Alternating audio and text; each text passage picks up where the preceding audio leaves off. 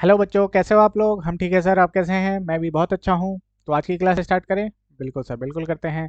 तो आज की क्लास में हम डिस्कस करेंगे रिटर्न फाइलिंग प्रोविजन और मिसलिनियस प्रोविजन जो कि रिलेटेड है रिटर्न फाइलिंग से रिलेटेड। रिटर्न फाइल हम क्यों करते हैं? ताकि गवर्नमेंट को पता चल पाए कि हमारी कितनी इनकम है और हमने उस पर टैक्स कितना पे किया है। ओके। Okay sir. तो सिर्फ टैक्स पे कर देने से हमारा काम खत्म नहीं होता, उसका ब्रीफ समरी हमें गवर्नमेंट को देना होता है कि हमारी इस हेड के अंदर इतनी इनकम है, इस हेड के अंदर इतनी इनकम है, फिर डिडक्शन इतना क्लेम किया है, नेट इनकम इतनी है, सेट ऑफ इतना किया है, इतना टैक्स लेवल्टी है। ये सब हमें रिटर्न के द्वारा गवर्नमेंट को प्रोवाइड करवाना होता है। ठीक है। ठीक है सर। तो सबसे पहले हम डिस्कस करते हैं compulsory requirement of return filing, मतलब किन किन केसेस में, किन किन केसेस में मैंडेटरी है रिटर्न फाइल करना। ओके। Okay sir. तो सेक्शन 139(1) हमें बताता है कि किन किन केसेस में मैंडेटरी है रिटर्न फाइल करना, या किन किन असेसीज को मैंडेटरी है रिटर्न फाइल करना। Assessee required to file return of income compulsorily, company and firm whether having profit और लॉस और नील इनकम। कंपनी और फर्म के केस में, कंपनी एंड फर्म के केस में इंक्लूडिंग एलएलपी, ये मैंडेटरी है रिटर्न फाइल करना, चाहे उनका प्रॉफिट हो, लॉस हो या नील इनकम है, उससे कोई मतलब नहीं, इनको हर केस में रिटर्न फाइल करके चलना है। उसके बाद सेकंड है a person being a resident other than not ordinary resident having any asset including any financial interest in any entity located outside India held as a beneficial owner or beneficiary and who has a signing authority in any account located outside India whether or not having income chargeable to tax। ये क्या है sir? कुछ समझ में नहीं आया, बहुत बड़ा है सर। कोई बात नहीं, मैं हूं ना। हाँ सर। इसमें बोला गया है कि अगर कोई रेसिडेंट है, resident and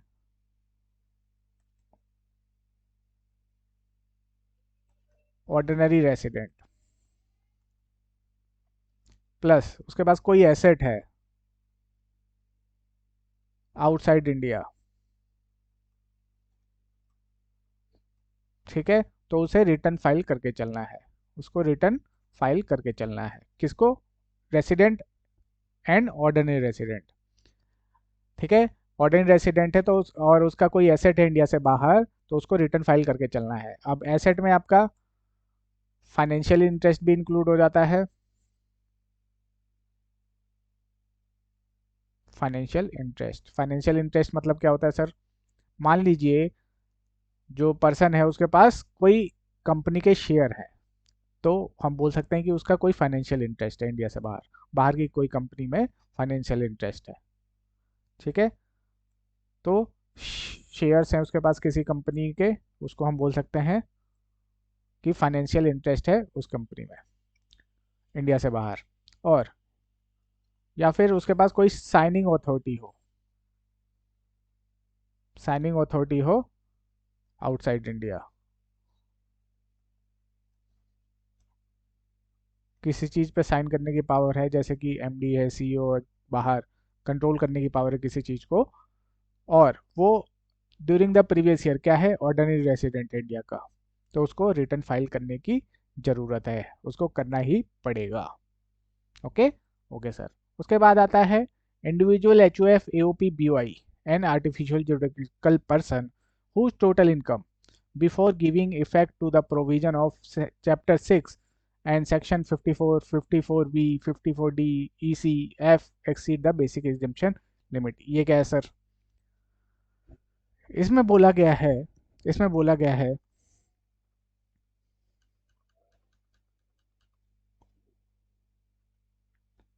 individual H O F, H O F, A O P, B O I के केस में एंड आर्टिफिशियल जुरिडिकल पर्सन के केस में, ठीक है, बोला है कि जो आपकी इनकम है, टोटल इनकम,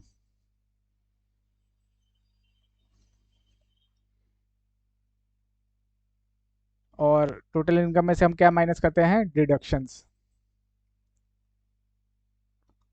एटीसी से एटीयू वाली, और कैपिटल गेन के अंदर 54 सीरीज वाली माइनस करके चलते हैं, है ना। तो बोल रहे हैं कि आपको देखना है कि डिडक्शन देने से पहले अगर ये total income basic exemption limit से एक्सीड कर गई, बेसिक एग्जाम्पशन लिमिट से एक्सीड कर गई, तो उसको रिटर्न फाइल करने की जरूरत है। फॉर एग्जाम्पल, मान लीजिए किसी इंडिविजुअल की इनकम है 5 लाख, ठीक है, सैलरी है 5 लाख मान लीजिए किसी इंडिविजुअल की, ठीक है।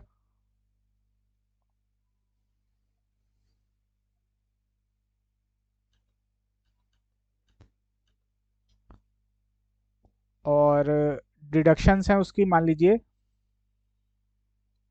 80C से लेके 80U के बीच में, मान लीजिए इसके डिडक्शंस हैं 3 लाख, मान लीजिए 2 लाख, ठीक है। तो क्या इसको रिटर्न फाइल करने की जरूरत है? सर 2 लाख है सर, ये तो बेसिक एग्जाम्पशन लिमिट से कम है। आंसर है इसको करनी है। हमें डिडक्शन से पहले वाली इनकम देखनी है, जो भी इनकम है उसमें डिडक्शन का इफेक्ट नहीं लेना है। चैप्टर 6A मतलब 80C से 80U की एंड 54 सीरीज जो कैपिटल गेन में था, उनको डिडक्शन देने से पहले जो एग्जाम्पशन थी उनका इफेक्ट लेने से पहले जो इनकम है, ठीक है, अगर वो बेसिक एग्जाम्पशन लिमिट से एक्सीड कर रही है तो हमें रिटर्न फाइल करके चलना है। Okay okay sir. Then fourth category, any person other than company and firm. Any person other than company and firm, company और फर्म को छोड़ के, who is not required to furnish return under section 139(1), who during the previous year has deposited more than 1 crore in one or more current account maintained with a banking company और cooperative bank. कहने का मतलब, अगर मैं bank में 1 करोड़ से ज़्यादा deposit करता हूँ, किसमें? करंट अकाउंट में 1 करोड़ से ज़्यादा का डिपॉजिट करवाता हूँ तो मुझे रिटर्न फाइल करना पड़ेगा। उसके बाद travel to a foreign country, अगर फॉरेन कंट्री में ट्रेवल करने जाता हूँ और वहाँ पे जो एक्सपेंडिचर करके आ रहा हूँ मैं 2 लाख से ज़्यादा है, ठीक है, 2 लाख से ज़्यादा है, तो उस केस में मुझे रिटर्न फाइल करने की ज़रूरत है, रिटर्न फाइल करना ही पड़ेगा, ठीक है। उसके बाद अगर इलेक्ट्रिसिटी जो है उसका कंजम्पशन 1 लाख से ज़्यादा है, जो इलेक्ट्रिसिटी का बिल आ रहा है वो 1 लाख से ज़्यादा है, 1 लाख से ज़्यादा का खर्चा हो रहा है इलेक्ट्रिसिटी का, ठीक है, तो उस केस में मुझे रिटर्न फाइल करना पड़ेगा। Okay okay sir. And fulfil such other obligation as may be prescribe. उसके अलावा भी सीबीडीटी ने, जो central board of direct taxes है, उसने कुछ और कैटेगरी भी दे रखी है। क्या sir? If his total sale turnover gross receipt as the case may be in a business exceed 60 lakh rupees during the previous year. अगर बिजनेस का टर्नओवर है वो 60 लाख से एक्सीड कर जाता है ड्यूरिंग द प्रीवियस ईयर, तो उसको रिटर्न फाइल करना है। प्रोफेशन के केस में 10 लाख से एक्सीड कर जाए ग्रॉस रिसिप्ट तो उसको रिटर्न फाइल करनी है। टीडीएस टीसीएस टीडीएस टीसीएस अगर 25,000 या उससे ज़्यादा का है during the relevant previous year, तो उस केस में उसको रिटर्न फाइल करके चलना है, ठीक है। ड्यूरिंग द प्रीवियस ईयर अगर उसका 25,000 से ज़्यादा टीडीएस कटा है, 25,000 या उससे ज़्यादा का टीडीएस कटा है या टीसीएस कटा है, दोनों को मिला के, तो उसको रिटर्न फाइल करना है। लेकिन जो रेसिडेंट सीनियर सिटीजन है, ठीक है, उनके केस में ये 25,000 की जगह 50,000 है। तो अगर रेसिडेंट सीनियर सिटीजन का जिसका टीडीएस या टीसीएस दोनों मिला के 50,000 या उससे ज़्यादा कटा है तो उसको रिटर्न फाइल करने की ज़रूरत है, अदरवाइज रिटर्न फाइल करने की ज़रूरत नहीं है, ठीक है। ठीक है sir. The deposit in one or more saving bank account in aggregate 50 lakh or more during the previous year. और सेविंग बैंक अकाउंट में 50 लाख या उससे ज़्यादा का डिपॉजिट हुआ है तो उन पर्सनस को रिटर्न फाइल करने की ज़रूरत है। Okay okay sir. तो कौन कौन से केसेस थे? पहला, कंपनी और फर्म को फाइल करना ही करना है चाहे लॉस हो या प्रॉफिट हो। दूसरा, ऑर्डिनरी रेसिडेंट के केस में अगर कोई एसेट है इंडिया से बाहर, या फाइनेंशियल इंटरेस्ट है इंडिया से बाहर, या साइनिंग अथॉरिटी है इंडिया से बाहर, चाहे उसे इनकम हो रही हो या नहीं हो रही हो, तो उसको रिटर्न फाइल करना है। उसके बाद individual HUF, AOP, BOI and artificial juridical person के केस में अगर उसकी income without giving effect to deduction under section 80C to 80U और 54 सीरीज उसकी इनकम बेसिक एग्जाम्पशन लिमिट से एक्सीड कर जाती है, तो उसको रिटर्न फाइल करने की ज़रूरत है। उसके बाद any person other than company, any person other than company, उसकी कुछ कंडीशन दे रखी थी, उनको भी रिटर्न फाइल करने की ज़रूरत है। अगर अगर करंट अकाउंट में 1 करोड़ या उससे ज़्यादा का अमाउंट डिपॉजिट हुआ हो, ठीक है, इलेक्ट्रिसिटी कंजम्पशन 1 लाख से ज़्यादा हुआ हो, या फिर फॉरेन ट्रेवल के केस में 2 लाख, ठीक है, 2 लाख से ज़्यादा का खर्चा किया हो उसने, तो उनको रिटर्न फाइल करने की ज़रूरत है। इसके अलावा कुछ और भी प्रोविजन दे रखे, बाद में नोटिफाई कर रखे हैं सीबीडीटी ने, कि इन केसेस में भी रिटर्न फाइल करने की ज़रूरत है। अगर बिजनेस का टर्नओवर 60 लाख से एक्सीड कर जाता है, ठीक है, during the previous year. Profession के केस में 10 लाख से एक्सीड कर जाए तो रिटर्न फाइल करना है। टीडीएस टीसीएस अगर ड्यूरिंग द ईयर 25,000 या उससे ज़्यादा कटा है तो रिटर्न फाइल करना है। लेकिन रेसिडेंट सीनियर सिटीजन है तो उसके केस में 50,000 या उससे ज़्यादा का कटा है तो उसको रिटर्न फाइल करने की जरूरत है। देन सेविंग बैंक अकाउंट में 50 लाख या उससे ज़्यादा का डिपॉजिट हुआ है तो उसको रिटर्न फाइल करने की ज़रूरत है। ओके ओके सर, चलिए अब आगे चलते हैं। ये तो था जिनको हमें कंपल्सरीली, मतलब मैंडेटरी है इनके लिए कि रिटर्न फाइल करना ही करना है। अब बात कर लेते हैं due date of return filing की। Sir due date of return filing क्या है? तो चलिए इसको देखते हैं।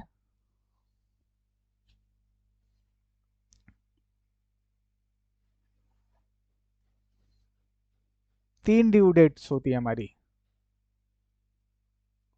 एक होती है 31 जुलाई, ठीक है, एक होती है 31 अक्टूबर, और एक होती है 30 नवंबर। 30 नवंबर जिसकी डेट होती है उनको एक रिपोर्ट सबमिट करनी पड़ती है, उनके ऊपर लगता है ट्रांसफर प्राइसिंग। ठीक है, ये हमारे सिलेबस का पार्ट नहीं है बट एक ओवरव्यू ले लेते हैं। ये लगता है रिलेटेड पार्टीज के ऊपर, रिलेटेड पार्टीज के ऊपर, लेकिन ऐसी वैसी रिलेटेड पार्टी नहीं, एक इंडिया में है और एक आउटसाइड इंडिया है। ठीक है, आउटसाइड इंडिया है और दोनों के बीच में क्या हो रहा है, ट्रांजेक्शन हो रहा है, दोनों के बीच में ट्रांजेक्शन हो रहा है। तो जो इंडिया वाली कंपनी है, ठीक है, इसके केस में ट्रांसफर प्राइसिंग के प्रोविजन एप्लीकेबल होंगे और फिर उसमें देखेंगे कि जो ट्रांजेक्शन हुए हुए हैं वो आर्म्स लेंथ प्राइस पे हुआ है कि नहीं हुआ, मतलब मार्केट वैल्यू पे हुआ है कि नहीं हुआ। तो ये हम वैसे हमारे सिलेबस का पार्ट नहीं है। तो ट्रांसफर प्राइसिंग के केस में जिनके ऊपर 92 ही लगता है उनके केस में क्या है ड्यू डेट? सर 30 नवंबर। कौन सा 30 नवंबर? ये हमारा प्रीवियस ईयर हो गया 23-24, ठीक है। 23-24 का असेसमेंट ईयर कौन सा होगा? सर 24-25। तो ठीक है, तो जिन पे ट्रांसफर प्राइसिंग लग रहा है, ट्रांसफर प्राइसिंग लग रहा है उनकी ड्यू डेट क्या होगी? अगर कोई transaction during the previous year 23-24 में हुआ है तो सर 30 नवंबर 2024। Okay okay sir. फिर आता है हमारा 31 अक्टूबर। 31 अक्टूबर किन की ड्यू डेट होती है? अगर कोई कंपनी है, ठीक है, उनके ऊपर लगेगा आपका 31 अक्टूबर ड्यू डेट होती है। या कोई पर्सन है जिसके ऊपर टैक्स ऑडिट एप्लीकेबल है, टैक्स ऑडिट एप्लीकेबल है, ठीक है, इनकम टैक्स में, या फिर audit required by other law, किसी और लॉ में उसका ऑडिट हुआ है, ठीक है, या तो इनकम टैक्स में ऑडिट हुआ है या फिर किसी और लॉ में ऑडिट हुआ है, तो उनके केस में रहेगा आपका 31 अक्टूबर। और in case of partnership form, जो पार्टनर्स होते हैं उनकी ड्यू डेट होती है 31 अक्टूबर। कौन से पार्टनर्स की सर? जिनकी पार्टनरशिप फॉर्म जो है उनके ऊपर टैक्स ऑडिट एप्लीकेबल होता है। जिन पार्टनरशिप फॉर्म्स के ऊपर टैक्स ऑडिट एप्लीकेबल होता है उनके पार्टनर्स की भी ड्यू डेट 31 अक्टूबर होती है। अब सोचिए कि पार्टनरशिप जो फॉर्म है वो अपनी रिटर्न फाइल कर रही है 31 अक्टूबर को, तो पार्टनर उससे पहले कैसे कर देगा? कैसे कर देगा? जब पार्टनरशिप का जो अकाउंट्स फाइनल होगा उसके बाद ही तो पार्टनर्स का जो इनकम है वो फाइनलाइज होगा। इसीलिए जितना भी पार्टनरशिप फॉर्म है जिनके ऊपर टैक्स ऑडिट एप्लीकेबल है उनके पार्टनर्स की भी ड्यू डेट 31 अक्टूबर होती है। ओके। Okay sir. उसके अलावा बाकी जितने भी केसेस बच गए उन सब केसेस में 31 जुलाई ड्यू डेट होती है। ओके। Okay sir. तो 31 अक्टूबर किनके केस में होता है सर? कंपनी के केस में होता है। Person other than company whose account are required to be audited, चाहे इनकम टैक्स में, या फिर any other law. Okay. Okay sir. फिर आप partner of firm whose account are required to be audited. अगर किसी पार्टनरशिप फर्म के ऊपर टैक्स ऑडिट एप्लीकेबल है तो उनके पार्टनर्स की भी ड्यू डेट 31 अक्टूबर होती है। ठीक है, तो इस केस में क्या होगा? ड्यू डेट क्या होगी? 31 अक्टूबर 2024, प्रीवियस ईयर 23-24 के लिए। ठीक है। ठीक है सर। ये हो गया ट्रांसफर प्राइसिंग का केस में 30 नवंबर, और बाकी सबके केस में 31 July of assessment year in case of any other SSC. Clear है? बिल्कुल सर। चलिए अब आगे चलते हैं।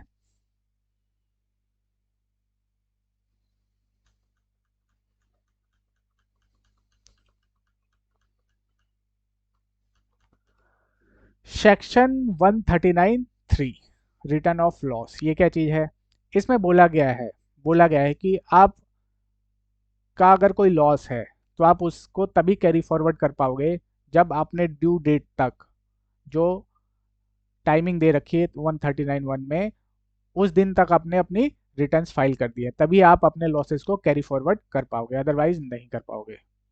ठीक है, तो रिटर्न ऑफ लॉस ये बोलता है assessee can carry forward or set off its losses provided it has filed its return under section 139 within the due date is specified under section 139(1).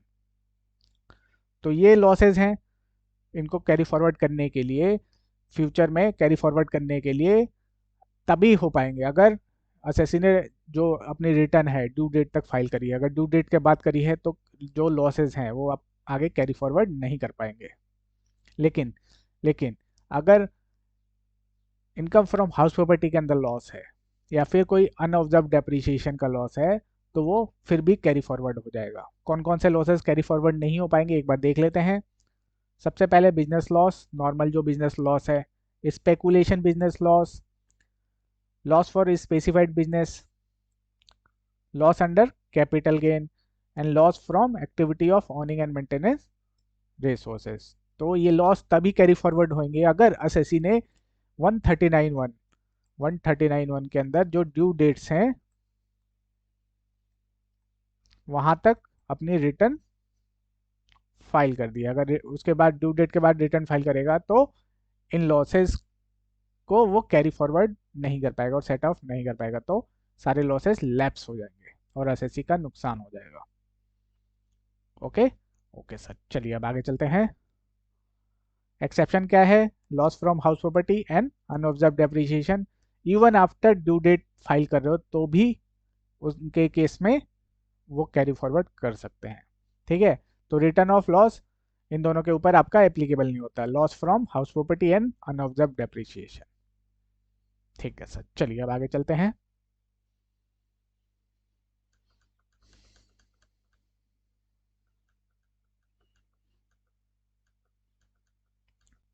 Next section है हमारा सेक्शन 139(4) बिलेटेड रिटर्न। ये क्या होता है sir? मान लीजिए हम किसी का बर्थडे विश करना भूल जाते हैं, 2 दिन बाद याद आता है, तो फिर क्या बोलते हैं हम उसको? Belated happy birthday, belated wish करते हैं हम उसको। तो वो बिलेटेड से क्या समझते हो आप? सर, जो रिटर्न हमने लेट फाइल करी, ड्यू डेट के बाद फाइल करी, उसको बोलते हैं हम बिलेटेड रिटर्न। ठीक है, तो इसका क्या टाइम पीरियड होता है फाइल करने का, वो देखते हैं। ठीक है, ड्यू डेट जो हमारी 139(1) में दे रखी है, जो ओरिजिनल रिटर्न का टाइम है, उसके बाद अगर हम कोई रिटर्न फाइल करते हैं ड्यू डेट जो इसका है, उसके बाद अगर रिटर्न फाइल कर रहे हैं हम, उसको बोलते हैं हम बिलेटेड रिटर्न। तो बिलेटेड रिटर्न का टाइम पीरियड क्या है?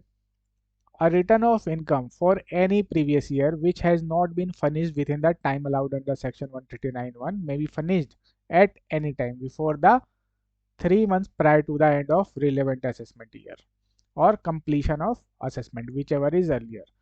Completion of assessment क्या होता है? इन केस डिपार्टमेंट ने नोटिस दिया, ठीक है, डिपार्टमेंट ने नोटिस दिया कि हमें आपकी इनकम चेक करनी है, तो असेसी क्या करेगा, सारे डॉक्यूमेंट लेके डिपार्टमेंट जाता है जिसके बेसिस पे उसने रिटर्न फाइल करी है। फिर जो असेसिंग ऑफिसर होता है, इनकम टैक्स ऑफिसर होता है, वो सारे डॉक्यूमेंट चेक करता है, मिलाता है, और फिर उसको लगता है कि ठीक है या नहीं है। उस चेक करने के बाद या तो वो डिमांड रेज करेगा, मतलब कि इतना और टैक्स जमा करना है आपको, या फिर बोलेगा ठीक है आपने रिटर्न अपनी सही फाइल करी है। ठीक है, तो ऑर्डर पास करेगा कि आपको इतना टैक्स देना है या इतना टैक्स देना है या रिफंड जो भी है, या फिर जो आपने सबमिट किया है वो सही है, वो ऑर्डर पास करेगा। तो जब ऑर्डर पास होता है तो बोल देते हैं कि हमारा असेसमेंट कंप्लीट हो गया। तो असेसमेंट कंप्लीट हो या फिर जब रिलेवेंट असेसमेंट ईयर खत्म हो रहा है उससे 3 महीने पहले, दोनों में से जो भी पहले है, ठीक है, दोनों में जो भी पहले होगा उस टाइम तक बिलेटेड रिटर्न फाइल कर देनी है। तो जो हमारा प्रीवियस ईयर 23-24 है, ठीक है, इसका असेसमेंट ईयर कौन सा है? AY 24-25 sir. ठीक है, यहाँ पे खत्म हो रहा है, तो इससे 3 महीने पीछे आ जाइए। मार्च फरवरी जनवरी, तो 31/12/2024 तक बिलेटेड रिटर्न का टाइम पीरियड है। बिलेटेड रिटर्न का टाइम पीरियड है। Okay, okay sir. तो 3 मंथ्स, रिलेवेंट असेसमेंट ईयर हमारा कब खत्म होगा? 31/3/25, वहां से 3 महीने पीछे आ जाइए, 31 दिसंबर 2024, और completion of assessment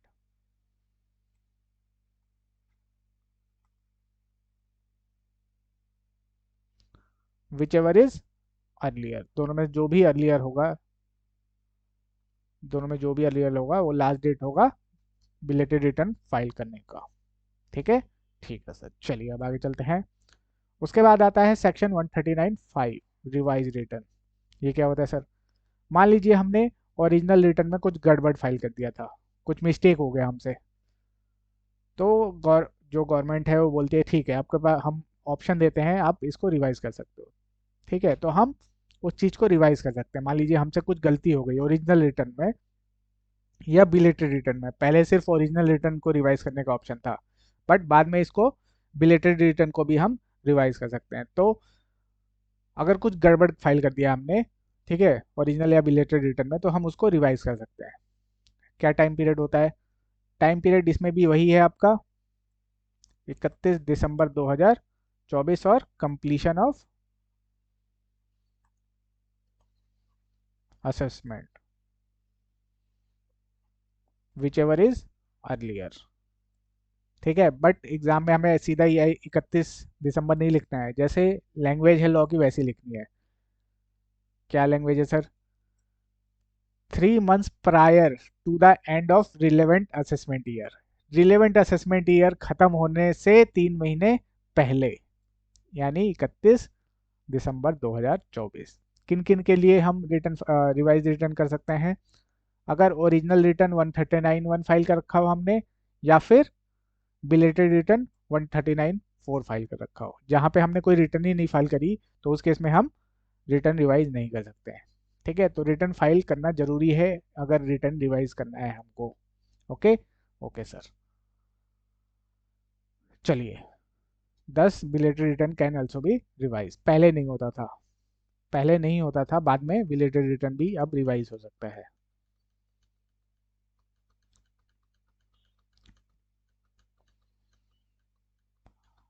section 234A ये क्या है सर? ये बताता है कि अगर हम जो रिटर्न है अगर ड्यू डेट के बाद फाइल करेंगे तो उस केस में आपको 1% पर मंथ 1% पर मंथ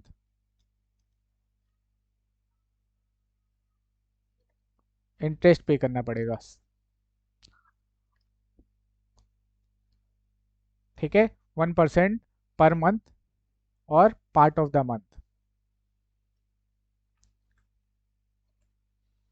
क्या पे करना पड़ेगा? इंटरेस्ट पे करना पड़ेगा अगर हमने ड्यू डेट के बाद रिटर्न फाइल करी है। तो सर दो केसेस आएंगे यहाँ पे। एक जहाँ पे हमने ड्यू डेट के बाद रिटर्न फाइल कर दी है और दूसरे केस में जहाँ पे रिटर्न ही फाइल नहीं करी। तो इंटरेस्ट कब तक कैलकुलेट होगा?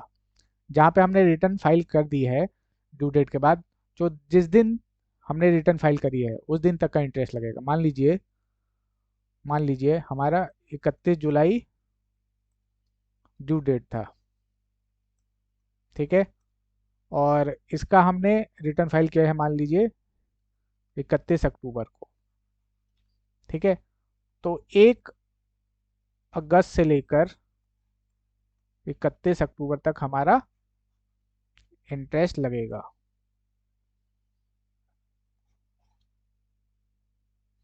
ठीक है, कितना हो गया? अगस्त सितंबर अक्टूबर, 3 महीने का 3 महीने का हमारा इंटरेस्ट लग के चलेगा 1% के हिसाब से। Okay, okay sir.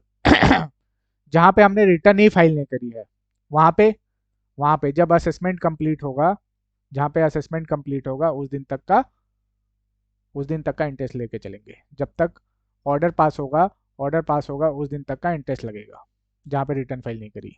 लेकिन लेकिन इसका एक एक्सेप्शन भी है। क्या सर? मान लीजिए मैंने टैक्स जमा कर दिया ड्यू डेट से पहले, ड्यू डेट तक मैंने टैक्स जमा कर दिया लेकिन रिटर्न फाइल नहीं की। तो उस केस में 234 234A का इंटरेस्ट नहीं लगेगा। However, where the assessee has paid taxes in full on or before the due date, interest under section 234A is not leviable। ठीक है, टैक्स जमा करा दिया सारा, गवर्नमेंट को फिर चिंता ही क्या है? जब सारा टैक्स उसने जमा करा ही दिया है तो फिर रिटर्न फाइल करे ना करे क्या फर्क पड़ता है? तो गवर्नमेंट ने कहा ठीक है, हम इस केस में आपसे इंटरेस्ट नहीं लेंगे, इस केस में आपसे इंटरेस्ट नहीं लेंगे। ठीक है, ठीक है सर। चलिए अब आगे चलते हैं। तो जहाँ पे हम रिटर्न लेट फाइल कर रहे हैं, ड्यू डेट के बाद फाइल कर रहे हैं, वहाँ पे 1% पर मंथ और पार्ट ऑफ द मंथ का इंटरेस्ट हमें पे करना होता है।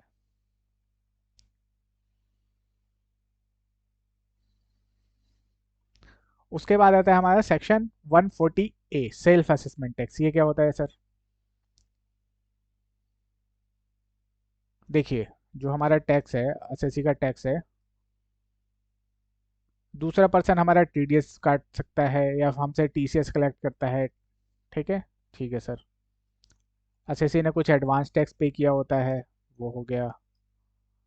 उसके बाद एक सेक्शन आएगा आपका 115 JD, नेक्स्ट क्लास में डिस्कस करेंगे। इसमें क्या होता है कि एक मिनिमम अल्टरनेट टैक्स के नाम से होता है जिसमें एक इनकम कैलकुलेट कर की जाती है।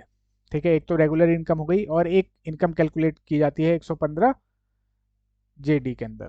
ठीक है, तो इसमें मिनिमम अल्टरनेट टैक्स कैलकुलेट किया जाता है कि मान लीजिए दोनों में से, मान लीजिए इसमें टैक्स आपका कम आ रहा है और इसमें ज़्यादा आ रहा है, तो बोलेंगे कि आप इस पे टैक्स पे करो। ठीक है, मिनिमल अल्टरनेट टैक्स पे करो आप। और रेगुलर पे जितना रेगुलर इनकम आ रही है और जितना इस सेक्शन के अंदर टैक्स निकल के आ रहा है, दोनों के बीच में जो भी डिफरेंस आ रहा है आप उसका क्रेडिट क्लेम कर सकते हो, उसका क्रेडिट क्लेम कर सकते हो। तो अगर इसके अंदर कोई क्रेडिट है 115 JD के अंदर, ठीक है, तो उसको एडजस्ट कर सकते हैं हम। तो मान लीजिए जब रिटर्न फाइल कर रहा है एसएससी, तो उसकी टैक्स लेबिलिटी मान लीजिए 1 लाख रुपए के निकल के आई। ठीक है, टीडीएस टीसीएस उसका 25,000 कटा हुआ है, एडवांस टैक्स मान लीजिए उसने 50,000 जमा कर रखा है। ठीक है, इसके अंदर इसने मान लीजिए 10,000 पे कर रखा है 115 JD के अंदर। कितना बचा अब? सर 15,000। तो जब रिटर्न फाइल करेगा ये बाकी सारे टैक्सेस को एडजस्ट करने के बाद, तो 15,000 उसको और पे करने पड़ेंगे, जिसको बोलते हैं हम सेल्फ असेसमेंट टैक्स। खुद से असेस करके बता रहा है कि मेरी इनकम इतनी थी और उसके ऊपर मैं इतना टैक्स पे कर रहा हूँ। ओके। Okay sir.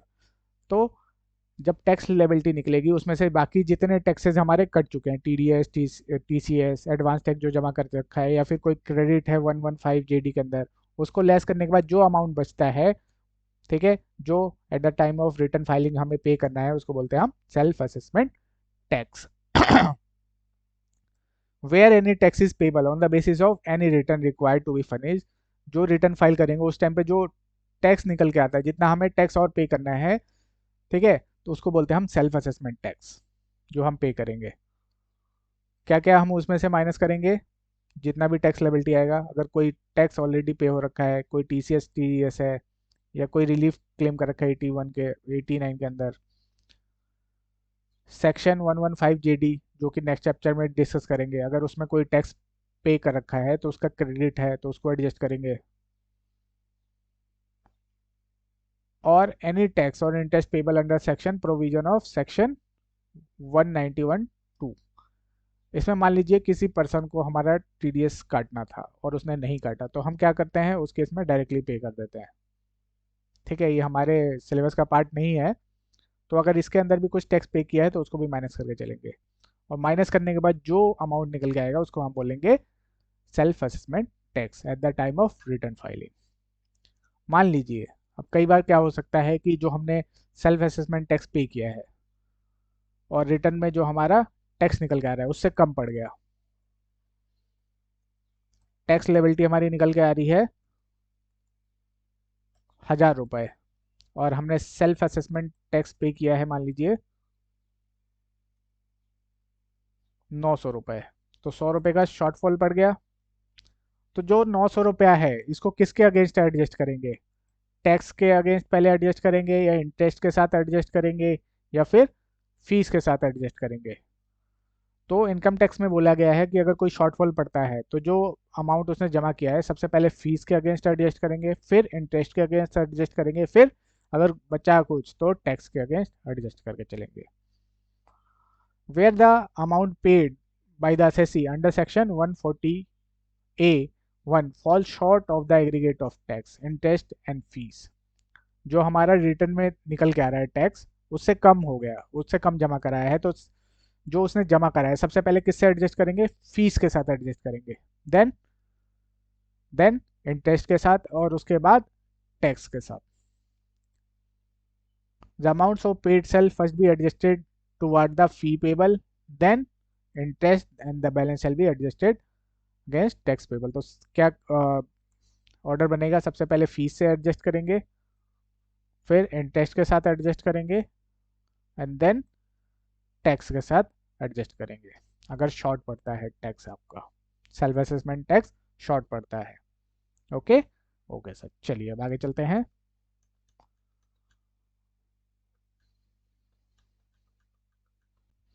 उसके बाद जो नेक्स्ट हमारी रिटर्न आती है वो है अपडेटेड रिटर्न। ये क्या है सर? इसमें गवर्नमेंट ने एक ऑप्शन दिया है कि अगर आपने कोई इनकम छुपाई है, तो आप इसको डिस्क्लोज कर दो थ्रू दिस रिटर्न। इसको नाम दिया है अपडेटेड रिटर्न। ठीक है, तो इसके क्या कंडीशन है, कब तक फाइल करना है, ये डिस्कस करते हैं। तो जो हमारा अपडेटेड रिटर्न है अपडेटेड रिटर्न है, ये हम किसी भी केस में फाइल कर सकते हैं। अगर आपने पहले रिटर्न फाइल करी है तो भी, नहीं भी फाइल करी है तो भी। ठीक है, अगर हमने रिटर्न फाइल करी है 139, 1, 4 या 5 के अंदर तो भी ठीक है, नहीं करी तो भी ठीक है। कब तक फाइल कर सकते हैं अपडेटेड रिटर्न? ये हमारा मान लीजिए प्रीवियस ईयर 23-24 है। ठीक है, इसका असेसमेंट ईयर कब खत्म होगा?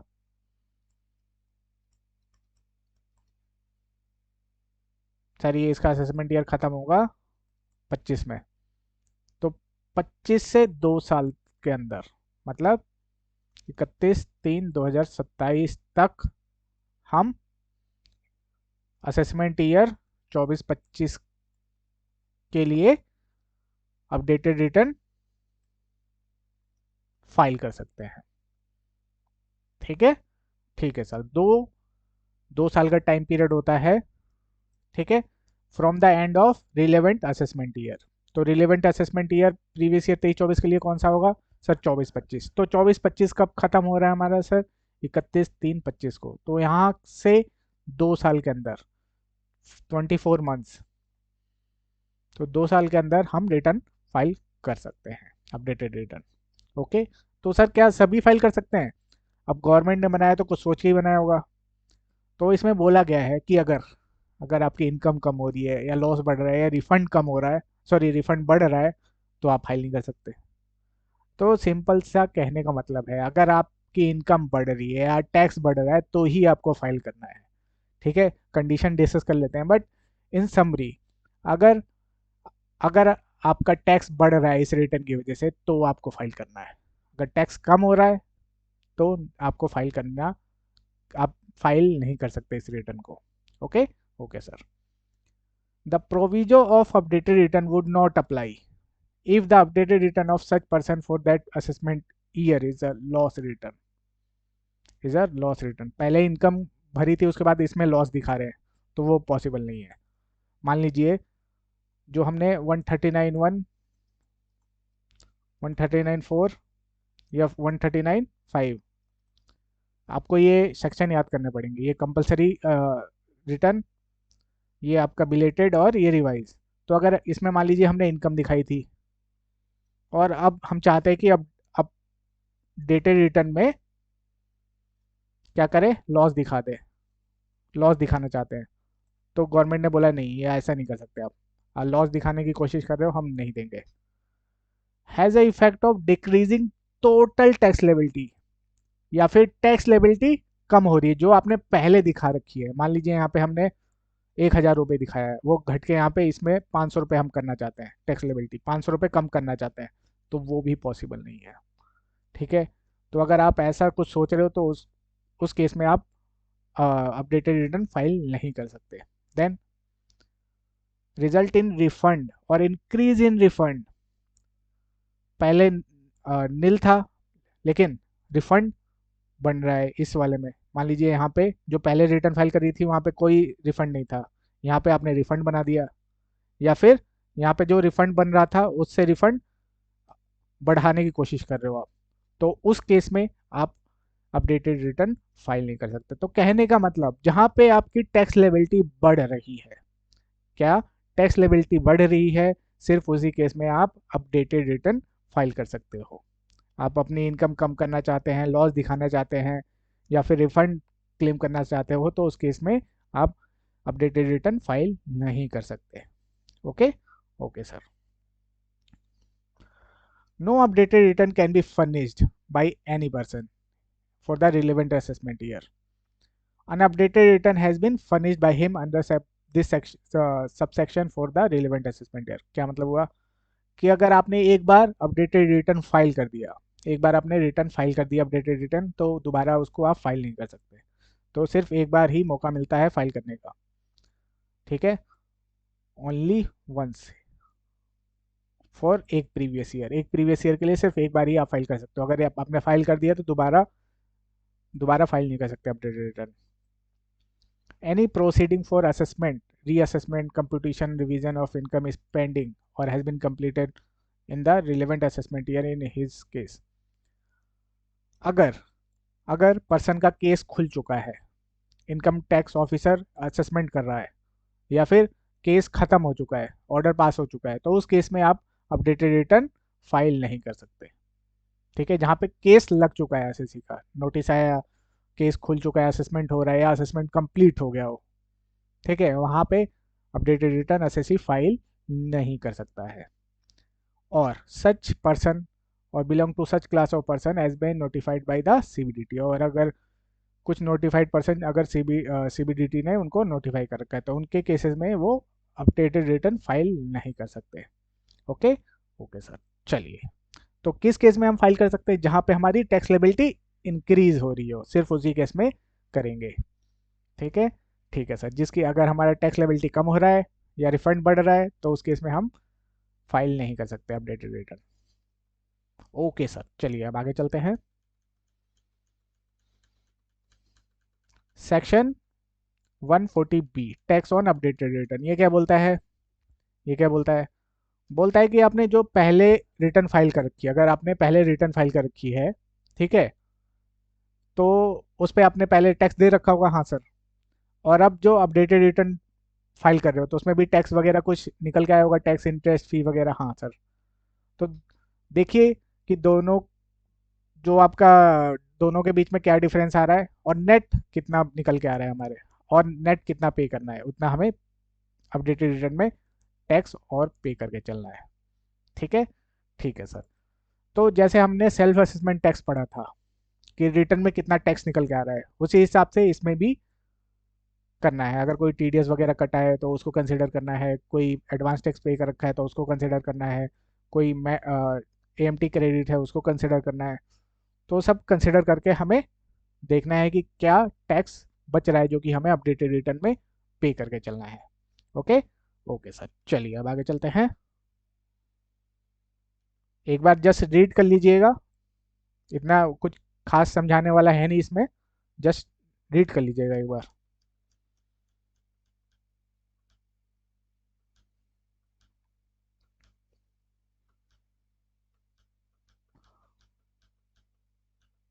उसके बाद अब गवर्नमेंट ने ऑप्शन दिया है कि आप अपनी जो इनकम है अगर छुपाई है तो उस पर आप टैक्स दे सकते हो। तो गवर्नमेंट ने जब ऑप्शन दिया है, आपने इनकम छुपाई है, तो गवर्नमेंट ऐसी थोड़ी छोड़ देगी आपको। तो गवर्नमेंट बोलती है, क्या बोलती है कि कि अगर अगर जो आपने अपडेटेड रिटर्न फाइल किया है, अपडेटेड रिटर्न फाइल किया है, मान लीजिए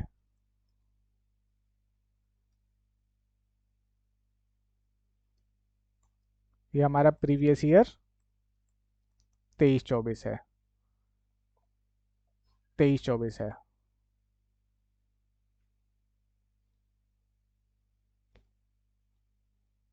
ठीक है। इसका असेसमेंट ईयर क्या हो गया, 24-25, और 2 साल मिले हमें रिटर्न फाइल करने के लिए, 12 मंथ यहाँ पे और 12 मंथ यहाँ पे। तो बोला है कि आपने आपने अगर यहाँ तक अगर रिटर्न फाइल कर दी है, यहाँ तक रिटर्न फाइल कर दी है, कहाँ से?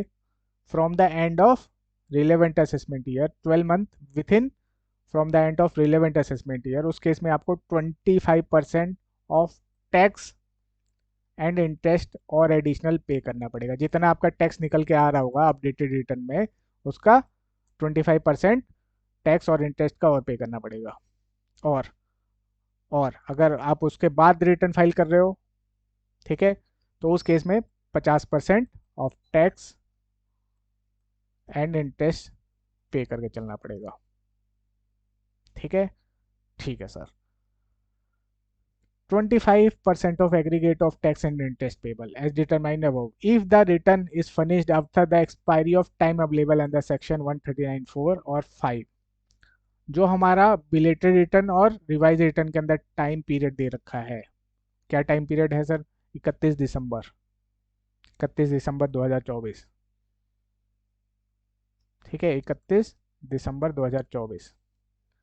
यहाँ से इसके बाद जब आप रिटर्न फाइल कर रहे हो, मतलब 1 जनवरी 2025 से लेके 31 मार्च 2026 तक, अगर ड्यूरिंग दैट पीरियड आप रिटर्न फाइल कर रहे हो तो आपको 25% ऑफ जो टैक्स निकल के आ रहा है उसका एडिशनल टैक्स और देना पड़ेगा, एडिशनल टैक्स और देना पड़ेगा, टैक्स प्लस इंटरेस्ट का। ठीक है, ठीक है सर। और अगर 1 अप्रैल 2026 से 31 3 2027 के बीच में अगर आप रिटर्न फाइल कर रहे हो तो उस केस में 50% ऑफ टैक्स प्लस इंटरेस्ट और एडिशनल पे करना पड़ेगा आपको। ठीक है, जो कि अपडेटेड रिटर्न में निकल के आया है। क्लियर है? if return is furnished after the expiry of time available under section 139(4) and 139(5). क्या टाइम पीरियड है? 31 दिसंबर 2024। तो अगर ड्यूरिंग दैट पीरियड आपने रिटर्न फाइल कर दिया है अपडेटेड रिटर्न तो 25%, और अगर इसके बाद किया है तो 50% और एडिशनल पे करना पड़ेगा, जो कि अपडेटेड टैक्स रिटर्न में टैक्स इंटरेस्ट निकल के आया है उसका। ओके ओके सर, चलिए अब आगे चलते हैं।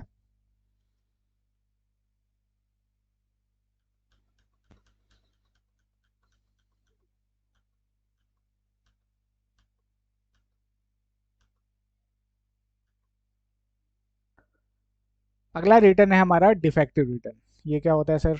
इन केस हमारी रिटर्न में कुछ छूट जाए, फॉर एग्जांपल मान लीजिए हमने पेमेंट नहीं करा और बिना पेमेंट के रिटर्न फाइल कर दी, तो वो हमारा डिफेक्टिव रिटर्न बन जाएगा।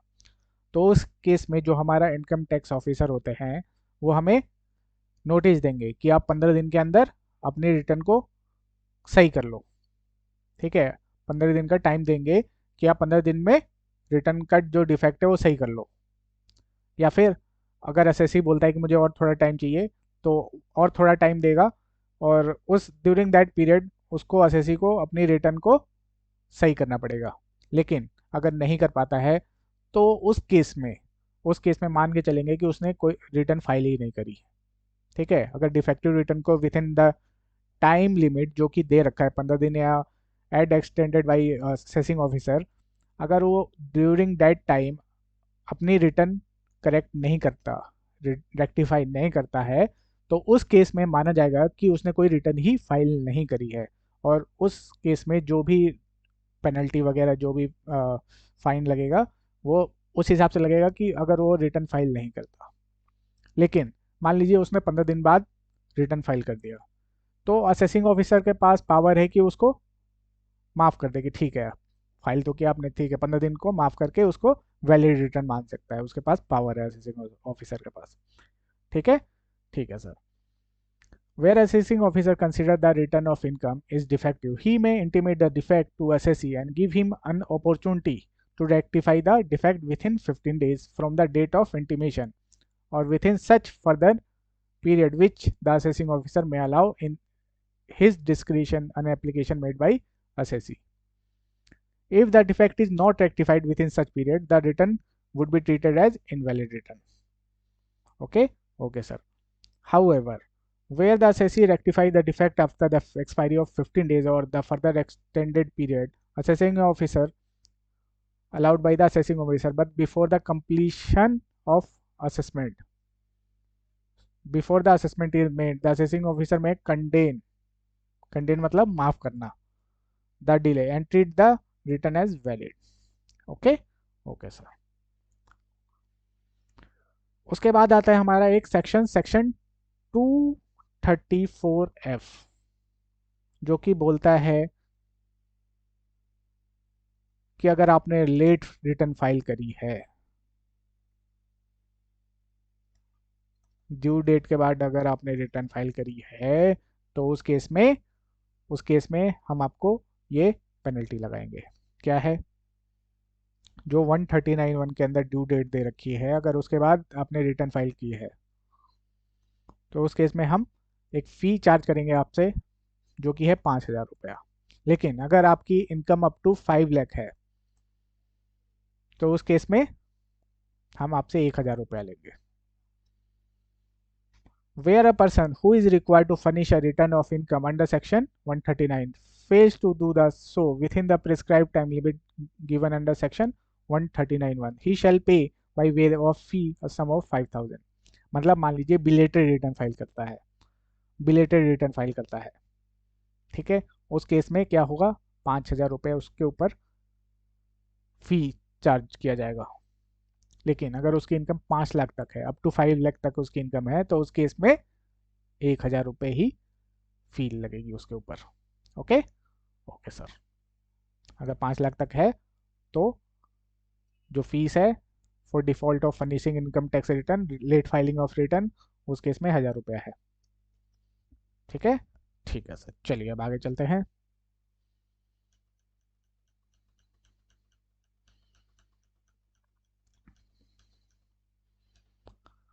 अगला सेक्शन है हमारा section 139A, coating of PAN number. ये क्या है सर?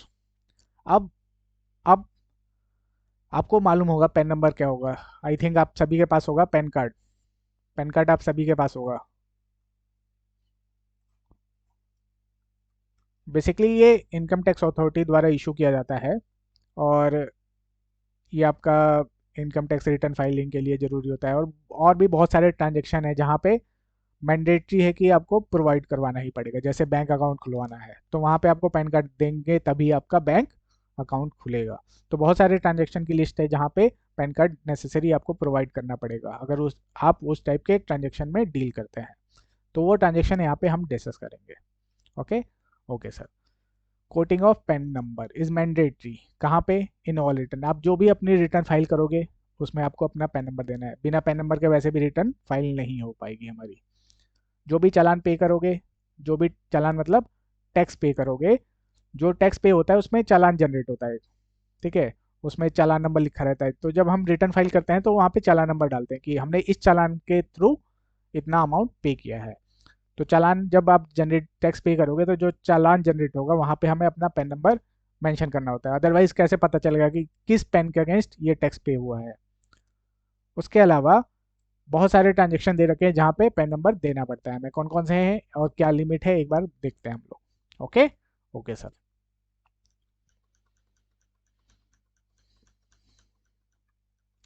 कौन सा रूल है?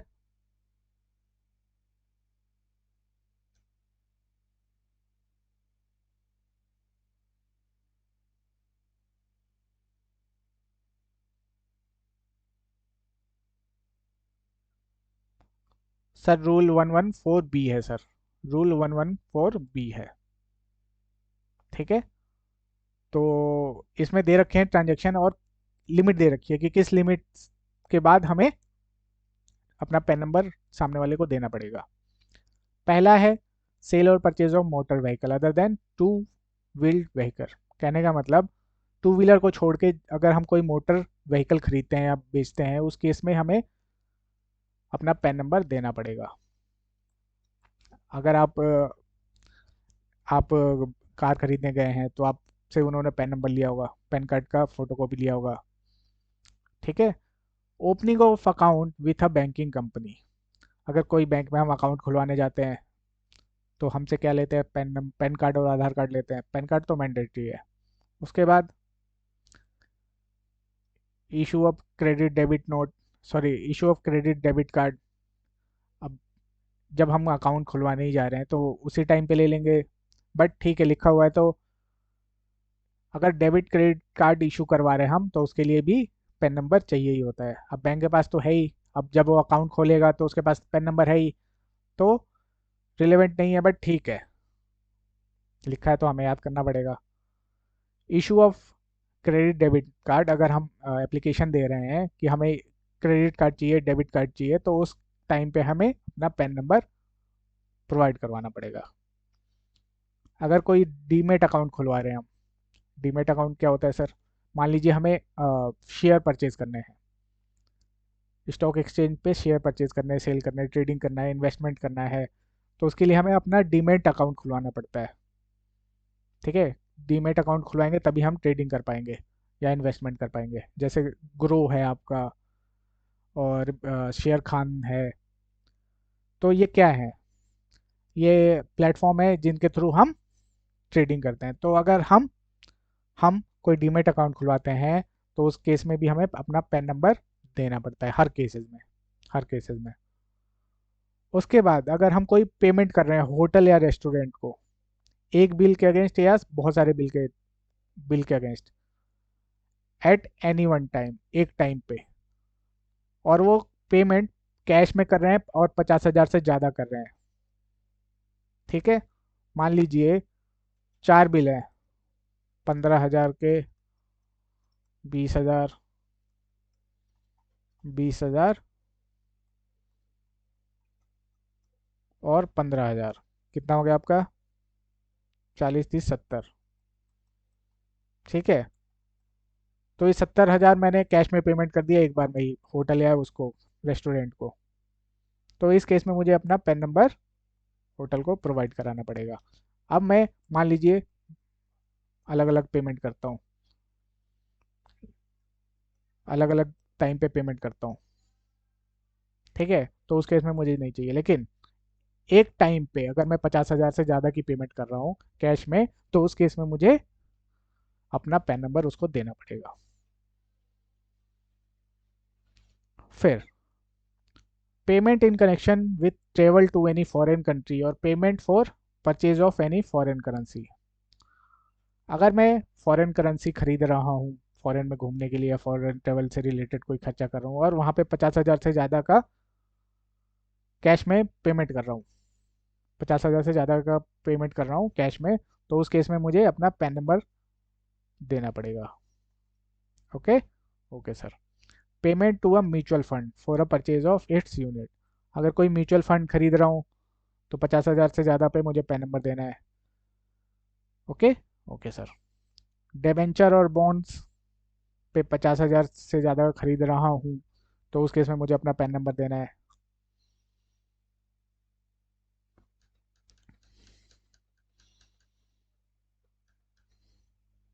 आरबीआई को पेमेंट कर रहा हूँ उसके बॉन्ड खरीदने के लिए, तो 50,000 से ज़्यादा का अगर पेमेंट कर रहा हूँ तो मुझे पैन नंबर प्रोवाइड कराना पड़ेगा। Deposit with banking company. अगर बैंक में मैं कैश जमा करा रहा हूँ 50,000 से ज़्यादा, तो उस केस में मुझे पैन नंबर प्रोवाइड करवाना पड़ेगा उसको। 50,000 से ज़्यादा कैश डिपॉजिट कर रहा हूँ सिंगल डे में, तो मुझे अपना पैन कार्ड उसको देना पड़ेगा। Okay, okay sir.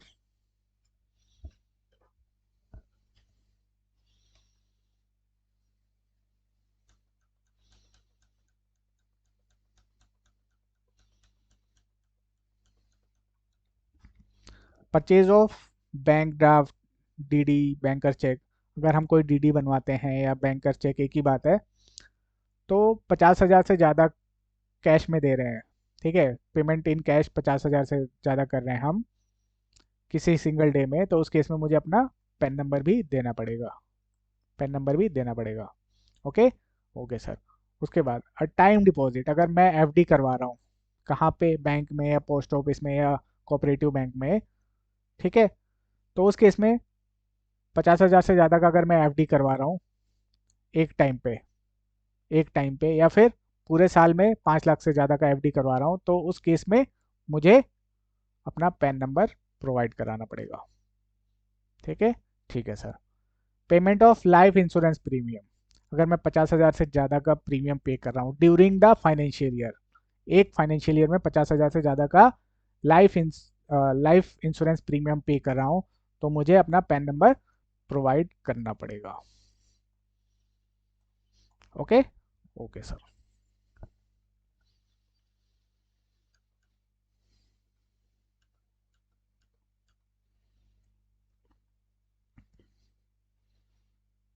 Contract for sale और purchase of security other than share. अगर मैं कोई शेयर के अलावा कोई और सिक्योरिटी परचेज करता हूँ as per security contract regulation act, तो 1 लाख से ज़्यादा का अगर सिंगल ट्रांजेक्शन में मैं परचेज कर रहा हूँ सिक्योरिटीज़, तो उस केस में मुझे अपना पैन नंबर देना है। Sale and purchase by any person of share of company not listed in a recognised stock exchange. मतलब अगर मैं कोई अनलिस्टेड शेयर खरीदता हूँ तो उस केस में 1 लाख पर ट्रांजेक्शन पे मुझे अपना पैन नंबर देना पड़ेगा। सेल और purchase of any immovable property. अगर कंसिडरेशन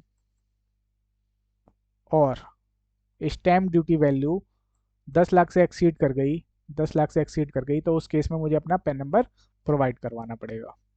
ओके, ओके सर। इसके अलावा इसके अलावा कोई भी ट्रांजेक्शन जहाँ पे मैं 2 लाख से ज़्यादा की पेमेंट कर रहा हूँ सिंगल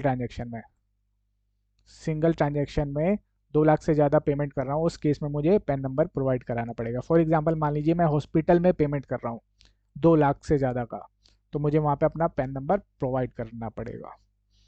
ठीक है, ठीक है सर। चलिए अब आगे चलते हैं।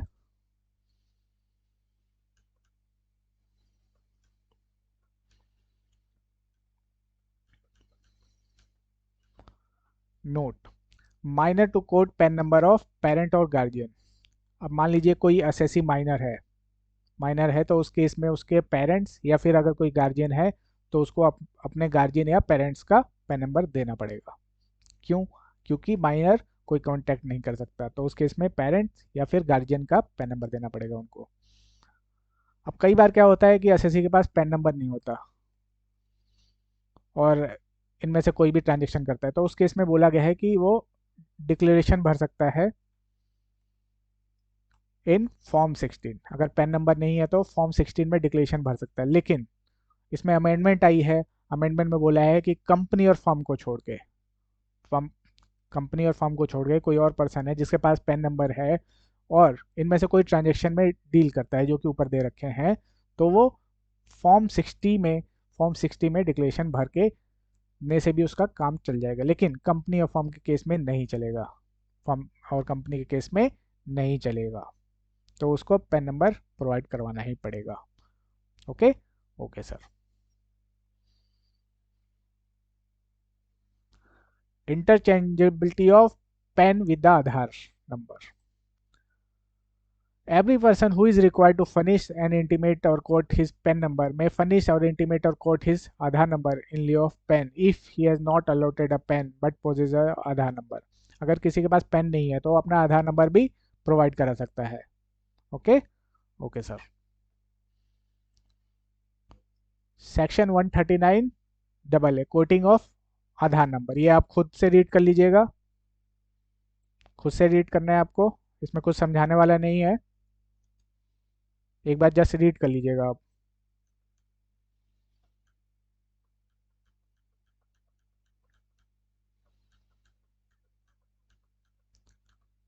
Section 139 BB scheme for submission of return through TRPs. अब ये टीआरपीस क्या होते हैं? इनको हम बोलते हैं टैक्स रिटर्न प्रिपेयरर्स। मतलब इंडिविजुअल और एचयूएफ, ठीक है, इनको ऑप्शन दे रखा है कि अगर इनका एक बेसिक क्वालिफिकेशन है, अगर वो अचीव कर सकते हैं तो एक एग्ज़ाम होता है डिपार्टमेंट का, टैक्स रिटर्न प्रिपेयरर्स का, वो एग्ज़ाम दे के इसमें खुद को आप रजिस्टर कर सकते हैं और फिर जो इंडिविजुअल्स हैं जो सिंपल रिटर्न्स हैं उन असेसिस के रिटर्न ये लोग फाइल कर सकते हैं। ओके, तो एक बार जस्ट गो थ्रू हो लेते हैं। Okay okay sir. Applicability of scheme. The scheme is applicable to all eligible person. Eligible person कौन है? Any person being a individual और एचयूएफ। कोई भी इंडिविजुअल और एचयूएफ टैक्स रिटर्न प्रिपेयर बन सकता है। लेकिन कौन नहीं बन सकता? Any individual who has been issued a tax preparer certificate and unique identification number under scheme. मतलब डिपार्टमेंट का एक एग्जाम होता है, वो एग्जाम पास करना होता है, उसके बाद वो टैक्स रिटर्न प्रिपेयर बन सकते हैं। लेकिन कौन नहीं बन सकते?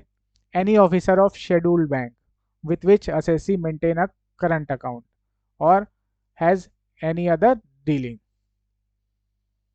ठीक है, ठीक है सर। कोई भी शेड्यूल बैंक का ऑफिसर, ठीक है, for which SSC maintain a current और अदर रेगुलर डीलिंग, जिसके लिए एसएससी करंट अकाउंट या फिर अलग रेगुलर डीलिंग करता है। Any legal practitioner who is entitled to practice in any civil court in India. मतलब कोई एडवोकेट है जो कि सिविल कोर्ट में प्रैक्टिस करता है, वो टीआरपी नहीं बन सकता। अन अकाउंटेंट मतलब सीए नहीं बन सकता। और एम्प्लॉय ऑफ स्पेसिफाइड क्लास और classes of person. Specified class का मतलब जिनके ऊपर टैक्स ऑडिट एप्लीकेबल होता है, जिनके ऊपर टैक्स ऑडिट एप्लीकेबल होता है, उन ऑर्गेनाइजेशंस के एम्प्लॉय टैक्स रिटर्न प्रिपेयरर्स नहीं बन सकते। Okay okay sir. For example मान लीजिए किसी पार्टनरशिप फर्म के ऊपर टैक्स ऑडिट एप्लीकेबल है, तो उस पार्टनरशिप के यहाँ पे अगर कोई एम्प्लॉई है, पार्टनरशिप फर्म में कोई एम्प्लॉई है, तो वो टैक्स रिटर्न प्रिपेयरर नहीं बन सकता है। Okay okay sir. ठीक है सर, यहाँ तक तो बता दिया सर। एजुकेशन क्या चाहिए सर बनने के लिए, बताते हैं। एजुकेशन क्या चाहिए? A individual who hold a bachelor degree, BCom, BA, BBA recognized by Indian university or institution, or has passed intermediate level examination conducted by Institute of Chartered Accountant or Institute of Company Secretary of India or the Institute of Cost Accountant of India। कहने का मतलब अगर graduation कर रखा है और CA inter कर रखा है, पास हो रखा है, सीएस इंटर पास हो रखा है, या फिर सीए में इंटर पास हो रखा है, तो ये एलिजिबल है टीआरपी बनने के। ओके ओके सर, चलिए अब आगे चलते हैं।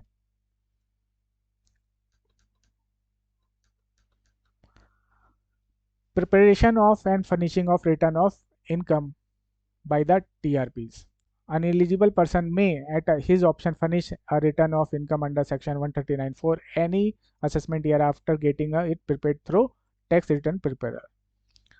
However, the following eligible person or individual or HUF can't furnish a return of income for assessment year through a tax return preparer. कौन से असेसी जो कि टीआरपी से अपनी रिटर्न फाइल नहीं करवा सकते? कौन? जिनके ऊपर जिनका ऑडिट होता है इनकम टैक्स में और इन एनी अदर लॉ। ठीक है, रिक्वायर्ड है ऑडिट करना अंडर इनकम टैक्स या एनी अदर लॉ, वो अपना रिटर्न टीआरपी से फाइल नहीं करवा सकते। Who is not resident in India during the previous year, और जो नॉन रेसिडेंट है ड्यूरिंग द प्रीवियस ईयर वो अपना रिटर्न टीआरपी से फाइल नहीं करवा सकते। An eligible person can't furnish a revise return of income for any assessment year through the tax return preparer unless he has furnish the original return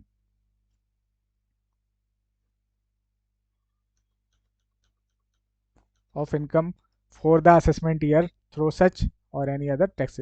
कहने का मतलब कि टीआरपी जो टैक्स रिटर्न प्रिपेयर है वो रिवाइज रिटर्न फाइल नहीं कर सकते अगर जो ओरिजिनल रिटर्न है, जो ओरिजिनल रिटर्न है उन्होंने फाइल नहीं करी, तो रिवाइज रिटर्न भी फाइल नहीं कर सकते। ठीक है, मान लीजिए असेसी ने खुद से ओरिजिनल रिटर्न फाइल कर रखी है और रिवाइज करने के लिए टीआरपी के पास गया तो मना कर देगा कि मैं फाइल नहीं कर सकता। वो उसी केस में रिवाइज रिटर्न फाइल कर सकता है अगर जो ओरिजिनल रिटर्न है किसी और खुद ने किया हो, खुद टीआरपी ने किया हो या किसी और दूसरे अदर टैक्स रिटर्न प्रिपेयर ने किया है, तो उस केस में वो रिवाइज रिटर्न फाइल कर सकता है। ओके ओके सर, चलिए अब आगे चलते हैं।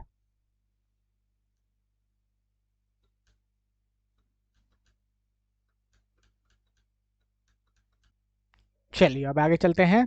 अब डिस्कस करेंगे हम कि जो रिटर्न है, ठीक है, रिटर्न पे साइन कौन करेगा। ठीक है, इन केस ऑफ इंडिविजुअल है तो रिटर्न पे कौन साइन करेगा, एचयूएफ है तो कौन करेगा, पार्टनरशिप फॉर्म है तो कौन करेगा, कंपनी है तो कौन करेगा, तो एक एक करके डिस्कस करते हैं हम लोग।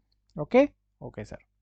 In case of individual, individual खुद साइन करेगा, जिसकी रिटर्न है वो खुद फाइल करेगा। अगर अगर वो इंडिया से बाहर है तो खुद कर सकता है या फिर किसी को ऑथोराइज कर सकता है, किसी को ऑथोराइज कर सकता है कि मेरे बिहाफ पे तुम फाइल कर देना। बट ऑथराइजेशन कैसे होगी? Through valid power of attorney, valid power of attorney के थ्रू, कि मैं इसको राइट देता हूँ कि ये मेरे बिहाफ पे रिटर्न फाइल कर दे। Okay okay sir. Where he is mentally incapable, अगर वो मेंटली इनकेपेबल है तो उसके गार्जियन या फिर कोई और person, authorise person. Where for any other reason it is not possible for the individual to verify the return, या फिर किसी और रीजन से पॉसिबल नहीं है कि वो वेरीफाई कर पाए रिटर्न को, तो कोई भी ऑथराइज पर्सन जिसके बाद वैलिड पावर ऑफ अटर्नी हो वो इंडिविजुअल के रिटर्न फाइल कर सकता है। तो कहने का मतलब इंडिविजुअल को खुद करना है या फिर अगर वो नहीं कर पा रहा है, इंडिया से बाहर है, तो खुद कर सकता है या फिर ऑथराइज पर्सन कर सकता है। जहाँ पे वो मेंटली इल है वहाँ पे उसके गार्जियन करेंगे या फिर कोई ऑथराइज पर्सन करेगा। जहाँ पे वो किसी और रीजन से वेरीफाई नहीं कर पा रहा है रिटर्न, देन उस केस में ऑथराइज पर्सन करेगा जिसके पास वैलिड पावर ऑफ अटर्नी हो। ठीक है, ओके सर। इंडिविजुअल के केस में जो करता है वो करेगा। जहाँ करता है इंडिया से बाहर है, तो कोई और अडल्ट मेंबर, कोई भी अडल्ट मेंबर चाहे मेल हो या फीमेल हो, वो रिटर्न फाइल कर सकता है एच की। वेयर द करता इज मेंटली इनकेपेबल, जहाँ पे जो करता है वो मेंटली इल हो गया है, तो उस केस में कोई भी अदर मेंबर एच का रिटर्न फाइल कर सकता है। कंपनी के केस में जा द मैनेजिंग डायरेक्टर, जो एमडी है कंपनी का, वो साइन करके चलेगा। ठीक है, और in other case where for any unavoidable reason such managing director is not able to verify the return, और where there is no managing director, जहाँ पे मैनेजिंग डायरेक्टर किसी भी रीजन से साइन नहीं कर पा रहा है, या फिर जहाँ पे मैनेजिंग डायरेक्टर ही नहीं है, तो कोई भी डायरेक्टर कर सकता है कंपनी की रिटर्न फाइल, या फिर कोई भी ऑथोराइज पर्सन जिनको इन्होंने ऑथोराइज कर रखा है वो कर सकता है। तो पहले एमडी, एमडी नहीं है या एमडी नहीं कर पा रहे तो कोई भी डायरेक्टर या ऑथोराइज पर्सन कंपनी के केस में।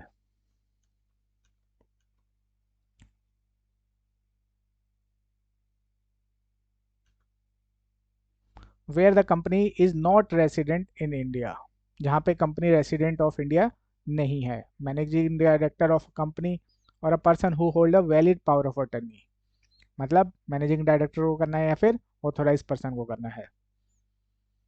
फिर फर्म के केस में मैनेजिंग जो पार्टनर होगा, मैनेजिंग पार्टनर होगा उसको साइन करना है।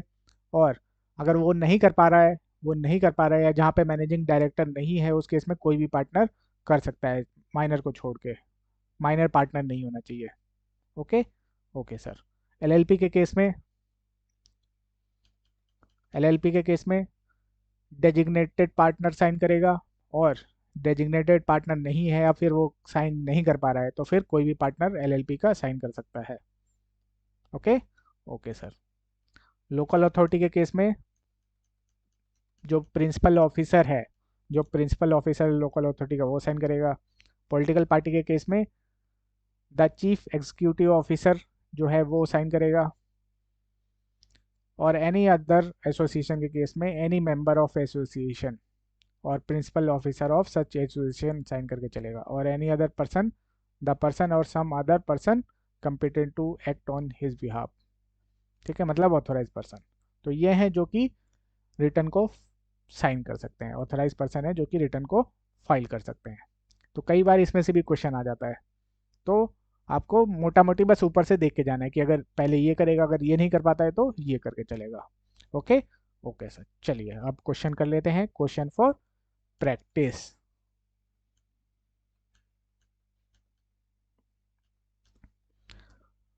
स्टेट विथ अ रीजन, पहला क्वेश्चन है state with the reason whether you agree or disagree with the following statement. आप इस कथन के साथ सहमत हैं या नहीं है वो बताना है हमें। Return of income of limited liability partnership could be verified by any partner. सही है कि गलत है सर? गलत है। पहले जो डेजिग्नेटेड पार्टनर है, जो डेजिग्नेटेड पार्टनर है वो साइन करेगा। अगर वो नहीं है, अगर ये नहीं है, नहीं है या नहीं कर पा रहा है, नहीं कर पा रहा है साइन, तो उस केस में कोई भी पार्टनर कर सकता है, बट पहले डेजिग्नेटेड पार्टनर करेगा। तो हम डिसएग्री हैं इसके साथ। दूसरा, time limit for filing return under section 139(1) in case of mister act A having total turnover of rupees 160 lakh 100 lakh received in cash for the year ended 31st March 24, whether or not declaring presumptive income under section 44AD is 31 अक्टूबर 24। तो इसमें हमें बताना है, इसमें बताना है कि जो पर्सन है, ठीक है, जिसकी टर्नओवर कितनी है, 1 लाख 160 लाख है, मतलब 1.6 करोड़ है, फॉर द ईयर एंडेड इतना, वेदर और not declaring प्रेजेंटिव income under section 140 और इज 31 जुलाई 31 अक्टूबर 24। तो चाहे वो 44 AD ऑप्ट करे या ना करे, उस दोनों ही केसेस में 31 अक्टूबर ही रिटर्न की डेट रहेगी। आंसर तो हम इसके साथ भी डिसएग्री करते हैं। क्यों? अगर 44 AD अगर वो सेलेक्ट कर लेगा तो उस केस में उसकी जो ड्यू डेट होगी 31 जुलाई हो जाएगी।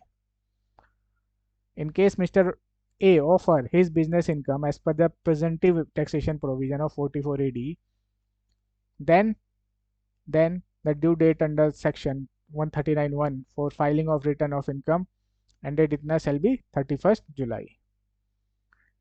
In case Mr. A want to declare business income lower than itna, he has to get his account audited under section 44 AB, तो उस केस में उसका 31 अक्टूबर होगा। ठीक है, तो 44 AD में अगर वो चूज करता है तो उस केस में 31 जुलाई होगा। अगर 44 AD नहीं चूज करेगा तो उस केस में उसका 31 अक्टूबर 2024 ड्यू डेट चलेगी। ओके ओके सर, चलिए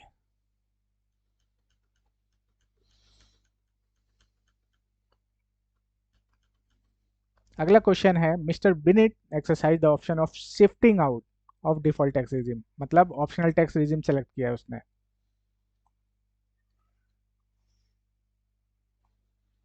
and submit his return of income under section optional tax regime the normal provision of act on 12 सितंबर 2024 को फॉर AY 24-25। ठीक है, ठीक है sir. Consisting of income under the salary under the head salary, income from house property and bank interest on 21 December 21 December 2024 को इसको याद आया, he realise that he could not claim deduction under section 80 TDA। उसको इस तारीख को याद आया कि अरे यार, interest on saving bank account के ऊपर तो मैं डिडक्शन 10,000 वाला क्लेम ही करना भूल गया, अब क्या करूं, कैसे करूं, in respect of his interest income on saving bank account he want to revise his return. अब वो चाहता है कि रिटर्न रिवाइज कर दूं, तो हमें बताना है क्या वो रिटर्न रिवाइज कर पाएगा कि नहीं कर पाएगा। तो हमें इसके लिए जाना पड़ेगा 139(5) के अंदर, रिवाइज रिटर्न के अंदर। तो क्या टाइम पीरियड था उसका सर? 3 मंथ्स लिखने की प्रैक्टिस करनी पड़ेगी आपको, डायरेक्टली डेट नहीं लिखना, जैसे लॉ की लैंग्वेज है वैसे ही लिखने की प्रैक्टिस करनी पड़ेगी। 3 months prior to end of relevant assessment year or completion of assessment, whichever is earlier, इन दोनों में जो भी अर्लियर होगा तब तक वो रिटर्न रिवाइज कर सकता है। तो कंप्लीशन के बारे में अभी कुछ बताया नहीं, तो हम मान के चल रहे हैं ये रिलेवेंट नहीं है हमारे लिए। तो 31 दिसंबर 2024 तक ये रिटर्न रिवाइज कर सकता है। अब क्वेश्चन आता है, क्या बिलेटेड रिटर्न भी रिवाइज कर सकता है? क्या बिलेटेड रिटर्न भी रिवाइज कर सकता है? पहले ड्यू डेट देखते हैं, इसकी ड्यू डेट क्या होगी। क्या टैक्स ऑडिट एप्लीकेबल है इसके ऊपर?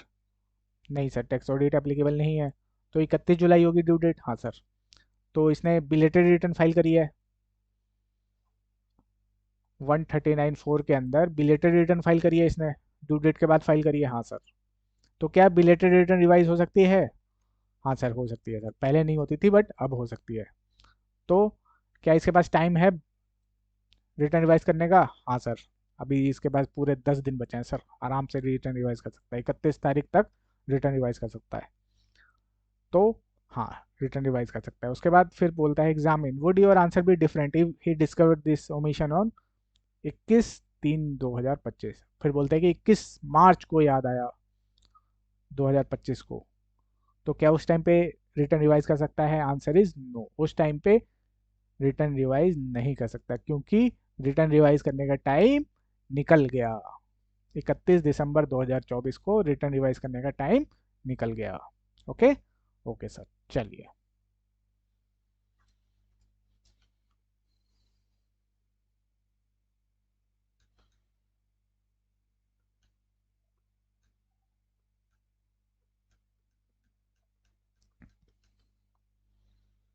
Examine with reason whether the following statement are true or false with regard to the provision of Income Tax Act.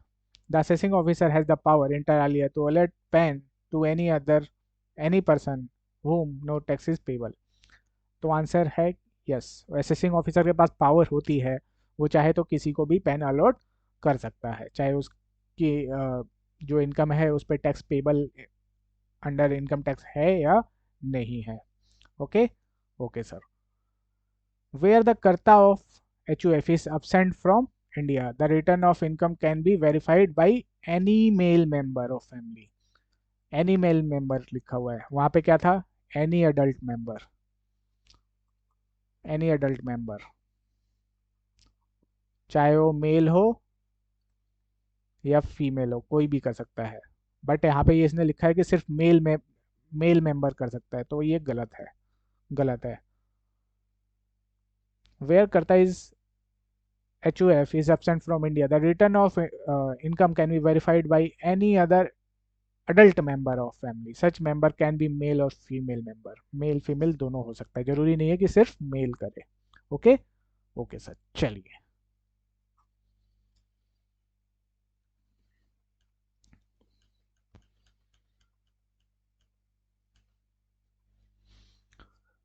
Explain the term return of loss under the Income Tax Act.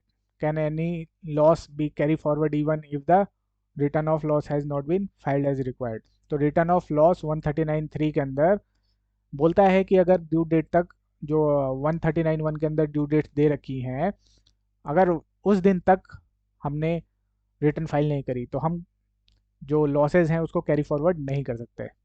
ठीक है। लेकिन अगर loss है from house property या फिर unobserved depreciation है तो हम रिटर्न ड्यू डेट के बाद भी फाइल करेंगे तो भी उन दोनों केसेस में इनका लॉस कैरी फॉरवर्ड कर सकते हैं। तो एक बार जस्ट रीड कर लीजिएगा, आंसर दे रखा है। ओके। ओके सर, चलिए अब आगे चलते हैं।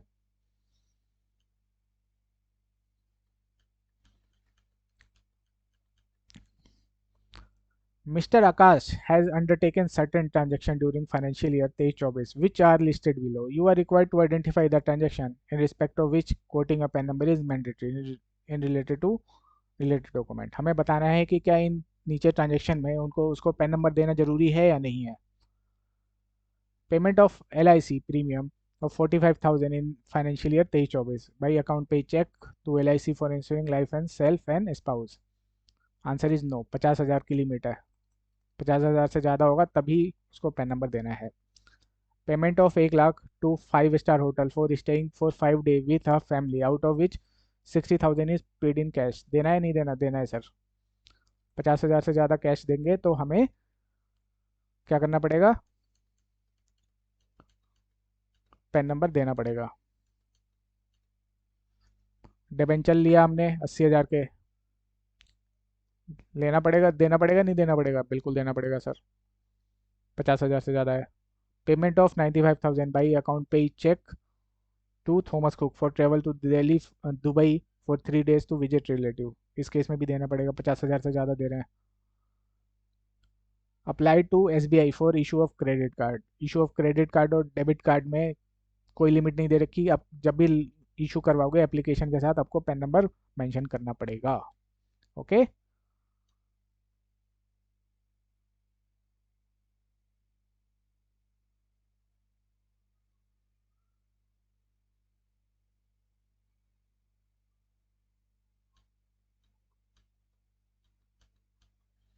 ठीक है, तो देना पड़ेगा। इस केस में अकाउंट पे से सॉरी, इस केस में इसने अकाउंट पे से चेक चेक से पेमेंट किया है तो इस केस में नहीं चाहिए। कैश पेमेंट एक्सीड हो जाए 50,000 से उस केस में चाहिए होता है। ओके। Okay sir. तो यहाँ तक अगर कोई भी डाउट है या कुछ भी समझ में नहीं आया तो आप मुझे व्हाट्सएप करके या कॉल करके पूछ सकते हैं। मेरा नंबर है 7631399189। Okay, thank you, take care.